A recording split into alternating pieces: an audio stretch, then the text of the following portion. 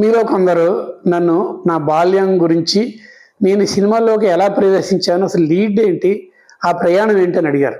అది ఇప్పుడు మీకు వివరిస్తాను.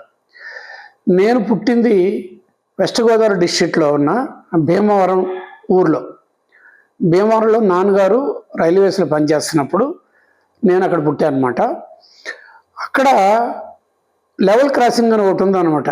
శివరావుపేట నుంచి ట్రైను మెయిన్ భీమవరం స్టేషన్కి వచ్చినప్పుడు, టౌన్ స్టేషన్కి వచ్చినప్పుడు మధ్యలో పాలకొల్లు వెళ్ళే రోడ్డు వస్తుంది అనమాట. అక్కడ లెవెల్ క్రాసింగ్ అంటారు, గేట్ వేసిలా తీస్తారు కదా. సో రోడ్డు ఉంటుంది, రైల్వే ట్రాక్ ఉంటుంది అనమాట. ఆ దానికి రైల్వే ట్రాక్ అనుకొని ఒక పెంకుటిల్లో ఒక 5 ఉన్నాయన్నమాట. తాతరాజు గారు కొట్లు అనేవాళ్ళు.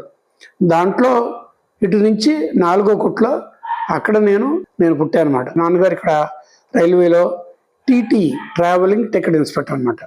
అక్కడ నా చదువు స్టార్ట్ అయింది. మా ఇంటి ఎదురుగుంటానే ఒక చిన్న ఎలిమెంటరీ స్కూల్.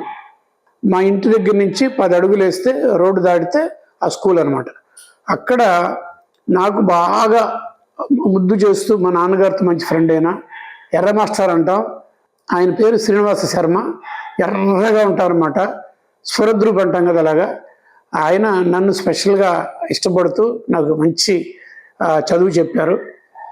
ఇలాగా 1వ తరగతి, 2వ తరగతి, 3వ తరగతి అయినప్పుడు ఆయన ఏం చేశారంటే, మా నాన్నగారితో, చెన్నయ్య గారు కుర్రోడు బాగా షార్ప్గా ఉన్నాడు, బాగా ఇదిగా ఉన్నాడు, మనం పని చేద్దామండి, ఇక్కడ కేశవరావు స్కూల్లో 6వ క్లాస్కి ఎగ్జామినేషన్ రాయిద్దాము, చూద్దాము, పాస్ అవుతాడని నమ్మకం ఉందని చెప్పి ఆయన చెప్పడంతో అక్కడ కేశవరావు స్కూల్ ఉండేదన్నమాట, మావుళ్ళమ్మ టెంపుల్ దగ్గరలో.